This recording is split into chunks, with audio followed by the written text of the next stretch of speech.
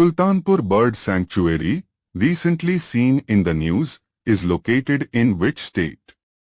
Uttar Pradesh, Haryana, Punjab, Sikkim. Haryana. Explanation.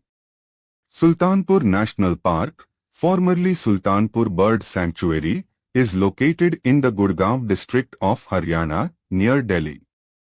It's a well-known destination for bird watching, especially during the migratory season, attracting a variety of avian species. Therefore, Haryana is the correct state. Why the other options are less suitable? It is not geographically located there. It is not geographically located there. It is not geographically located there.